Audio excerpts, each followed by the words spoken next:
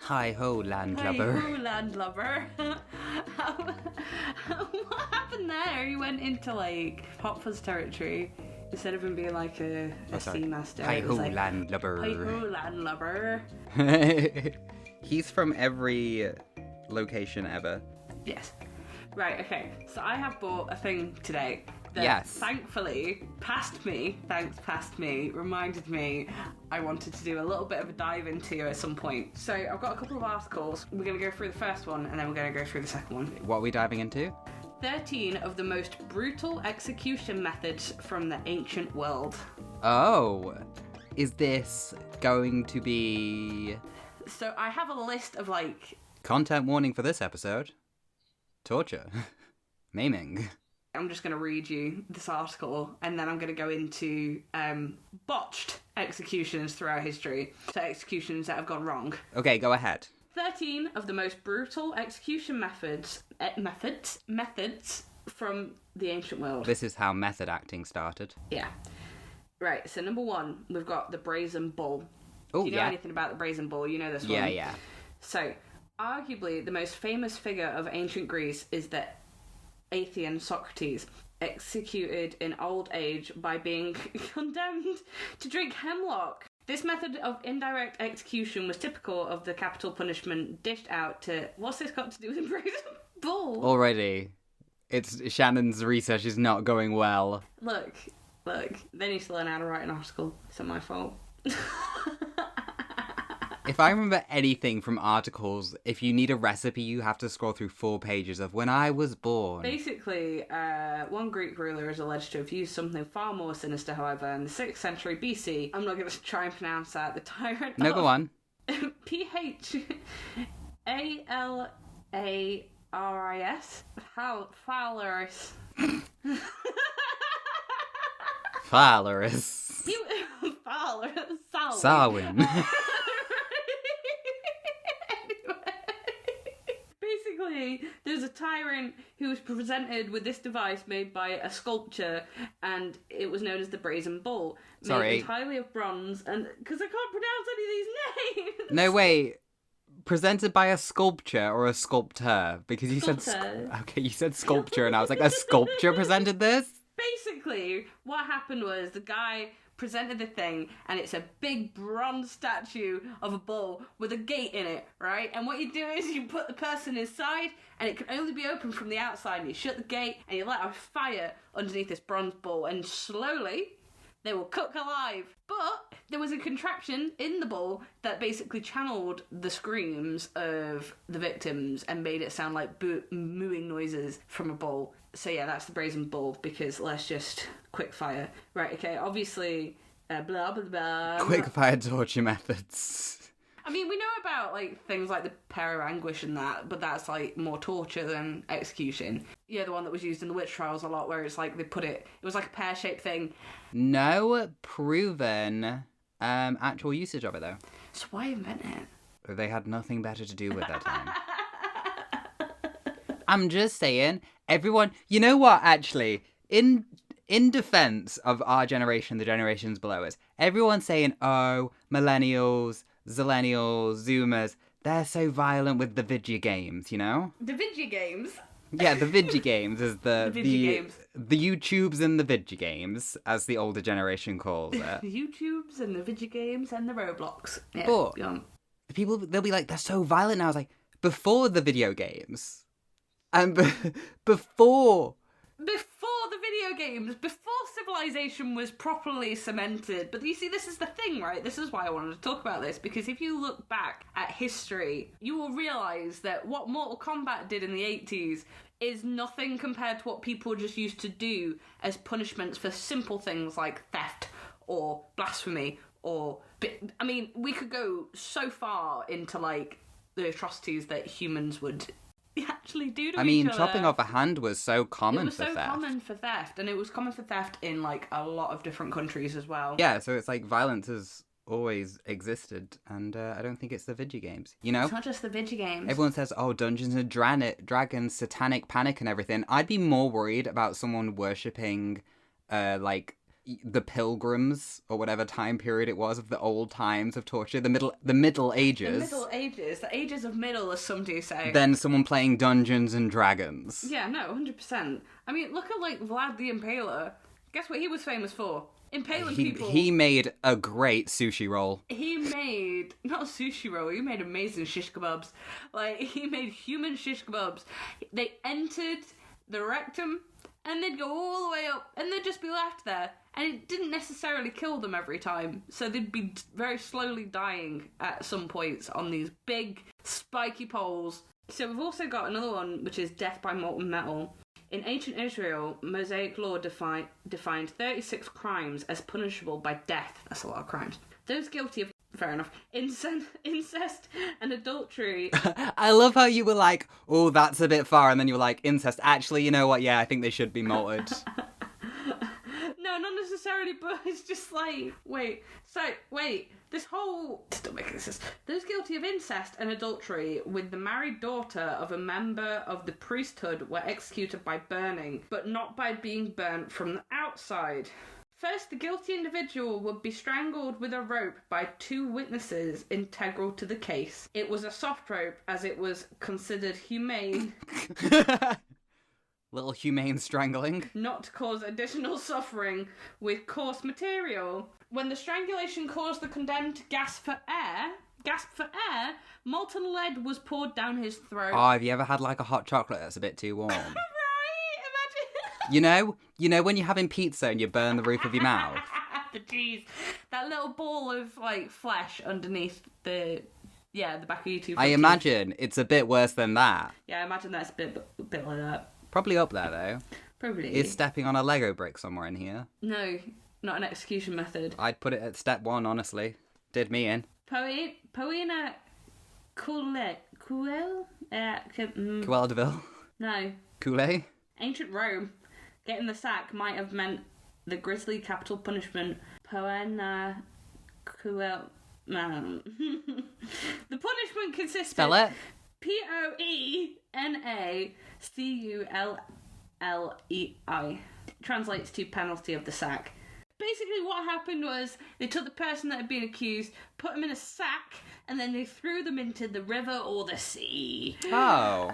But they would not be alone in the sack. With them be a snake, a chicken, an ape, and a dog. Righto, that's a bit odd. That seems like a really weird, odd mixture of animals to put in Any kind a of sack ape? with you. But no, Ape just covers says here, quite a lot. With them might be a snake, a chicken, an ape, and a dog. Oh. Flaying. Flaying involves removing the skin of the victim, usually by making incisions with a knife to the legs, buttocks, and torso, and then removing skin as intact as possible. Flaying a person alive has been employed as a method of execution in different parts of the world for many centuries, including in ancient Rome, medieval England, and the Ottoman Empire. You sound like, Rocky Horror Picture Show, the... Riff Raff. Yeah, you sound like Riff Raff. Yeah. Cheers. It's astounding. The waist chop. Li Si was a leading figure of early imperial China, a writer, politician, and philosopher. He eventually got on the wrong side of powerful On the Powerpuff Girls. Political aide Zhao Gao, who had Zhao Gao, I think, Gao, who had him executed to the ancient 5 pains, basically. Had him executed according to the ancient 5 pains. First, is one of them stubbing your toe? Nose was cut off. Ooh. Then his foot. Ugh. Then his hand. Then his penis and his testicles were removed. Oh. And then finally was cut in half at the waist. Oh. Wait, just one foot and one hand, not both? Yeah, just cut off his foot, then his hand, his nose, then his foot, then his hand, and then his penis and testicles, and then he was cut in half. How do they pick which foot and hand to chop off? I don't know. Also, he had his entire family executed. Oh. In line with the ancient Chinese practice of collective persecution. Prosecution? Prosecution? Yeah, The waist chop involved an executioner using a very large bladed instrument to slice the wretched prisoner into two at the waist, missing the vital organs and so causing a slow, painful death. The waist chop was not formally abolished in China until the 18th century. So they were doing that not that long ago. That is wild. I know. I tell you what, though, I will say that is quite impressive to make sure you miss the vital organs back in that day. Yeah, so that they slowly die. Yeah, because Well, that's quite difficult. Yeah, I couldn't do that. I don't think anyone could do that. You know, like, same time period, people were dying from cesarean sections. And yet they can extend someone's life who they want to suffer greatly. Greatly. Right, so obviously we've got crucifixions, which we all know about, because you get nailed to a cross and then you're just left there to die. So very, painful. very common Roman punishment. Very, very common Roman punishment. We've got boats. Do you know about the boats? I've heard of a boat, yeah. Not the boats emerging from the sea. The sea. So this, bear in mind, this is 401 BC. A couple of years ago, then. So there was a soldier, just a couple. So there was a soldier who lived and fought during the First Persian Empire. Drunk at the royal banquet, betrayed the confidence of the king, and the king, embarrassed and infuriated, ordered the most infamous punishment of the ancient world, scaphism, or the boats. The punishment began with the condemned being taken to a body of water and placed inside a boat. Another identical boat was then sealed on top of it to make a sort of shell, with the man's arms, legs, and head sticking out of the sides. He would then be force-fed honey and milk, covering his face and arms and legs with it too.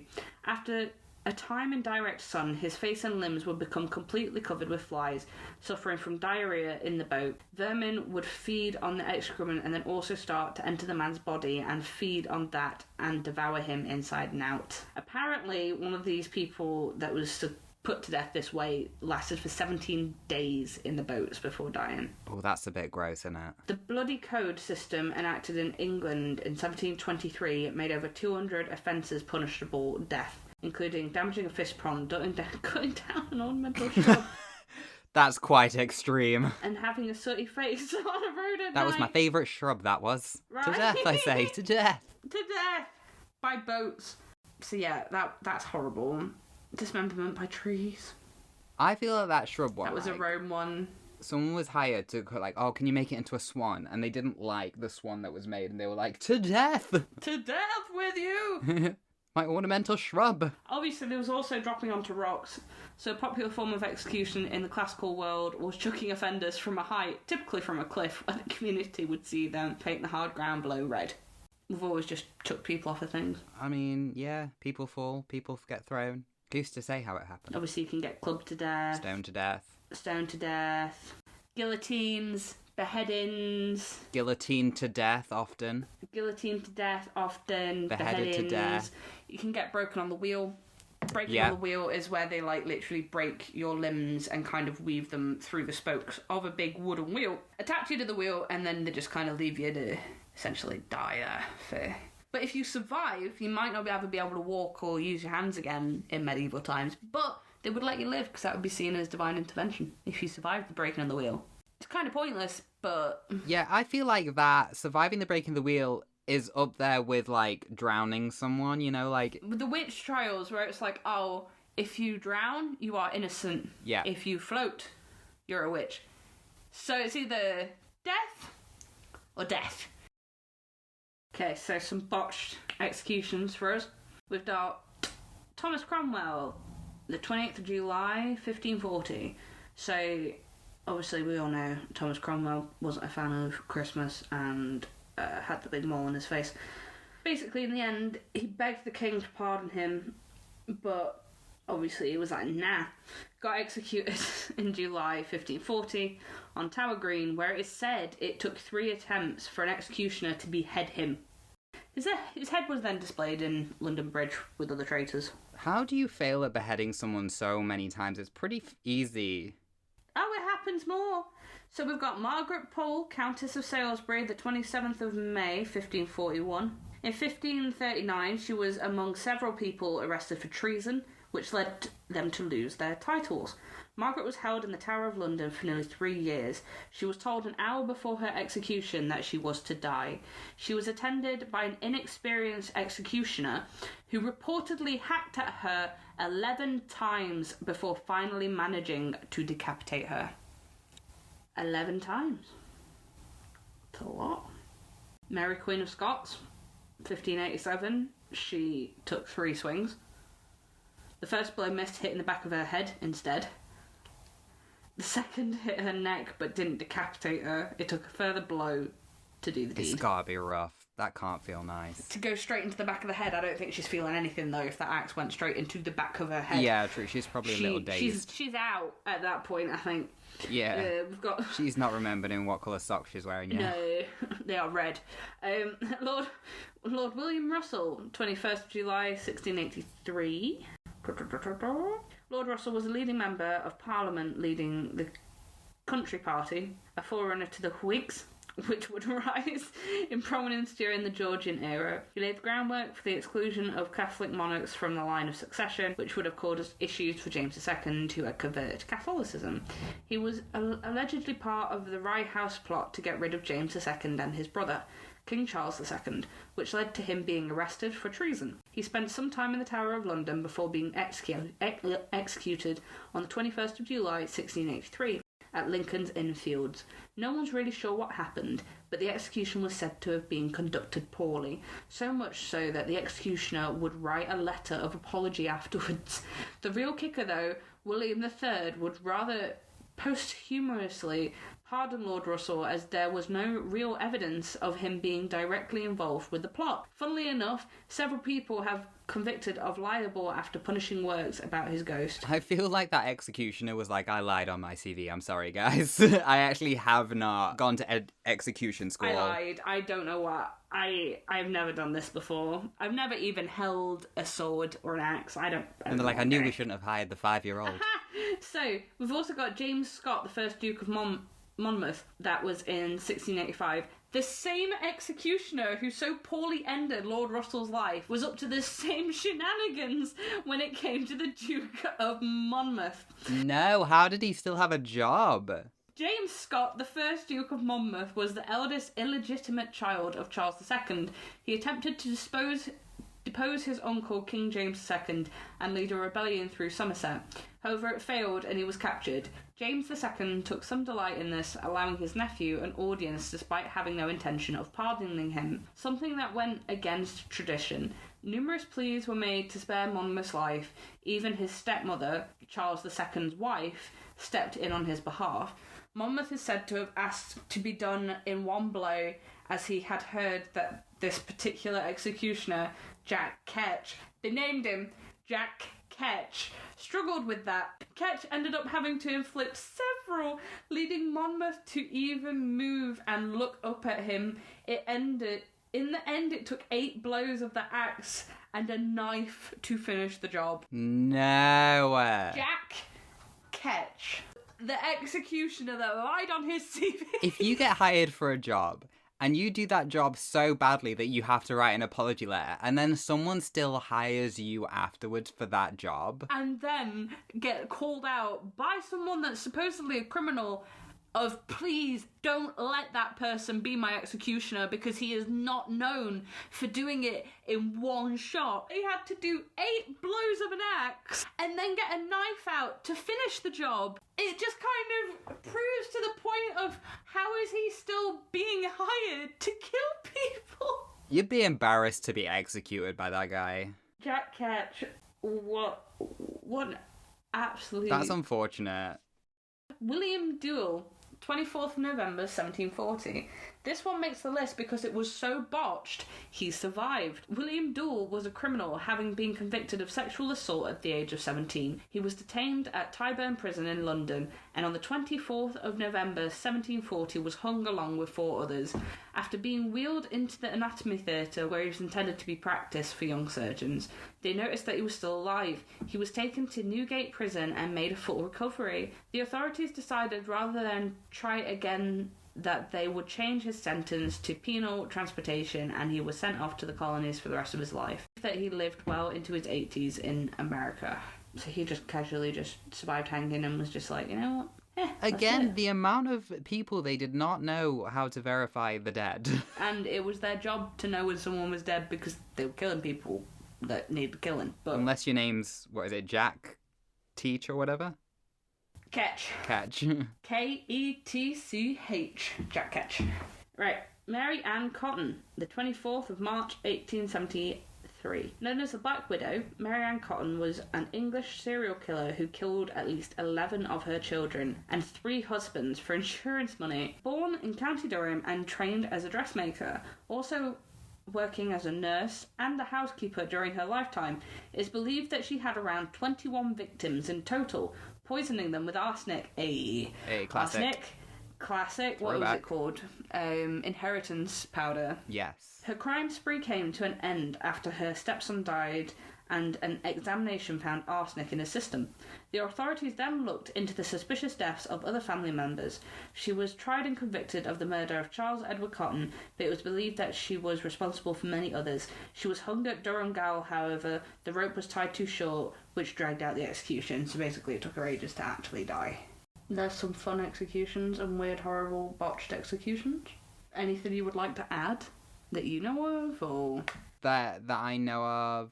I don't know. I know a fair bit, but without searching myself and Googling, because I didn't know what we were talking about, so I can't really provide my own equivalent of the topic.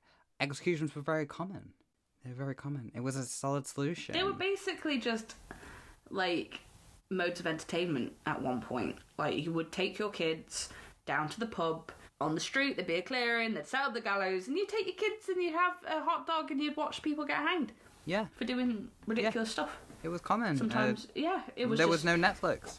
No, there was no Netflix, so, you know... There was no you went and GTA. watched your local executions. Like, we talked about these botched executions. They would have been the great ones, because they would have been the ones people talked about, because it didn't go right. Yeah. So imagine the entertainment of those botched executions if you'd seen them. That's like the original twist, you know? Yeah. How many blows? Not 1, 8. What? Didn't see that coming. It's Jack Ketch working today. Woo! Yay! How are you going to mess up this time? He had his own little fan base. This time, Jack. Yeah, I mean, executions were really common. It was pretty just common to be like, you've done a bit of a misdeed, time to kill you. You've done a bit of a bad, let's kill you. But, you know, obviously the reason why we're so violent is the video games. It's not just weirdly in our history at all. No. It's definitely the video games. Yeah, for sure. Yeah, for sure it's the video games. Well, this has been the episode. Yeah, little torture, little botched executions. If you liked what you heard, please rate, review, and subscribe. Check out caffeineonminds.co.uk for all extra content. Check out Caffeine Out of Minds on Instagram for updates. Caffeine on Mind YouTube for animatics. All the animatics. Caffeine Adult Games. For YouTube games. for games. Yes. We've got other podcasts, other shows. It's all on the website. It's all pretty cool. It's very nice and clickety. I've been Luke. That's been Shannon. I've been Shannon. Yeah. What are we talking about next time, Shannon? Cheese. We're gonna do a dive into cheese. No, why'd you put me on the spot like this? Every time. We will talk about... Stop looking. We will talk about... we could talk about the witch trials. We could talk about the witch trials. Oh, what about lobotomies and things? A history of lobotomies. I'll do a history of lobotomies. We could do a history of lobotomies. Yeah? Do you want to bring witch trials and I'll bring lobotomies? Cool. On Okay, the next 2 episodes See? are lobotomies and witch trials. Yay! And I won't. Really nice stuff. Really nice, maybe after dark episodes. The Crucible's a really good book for witch trials. Oh, The Crucible is So such a good book. It's so Anyway, bye. Bye-bye. Bye-bye. Bye-bye. Bye-bye.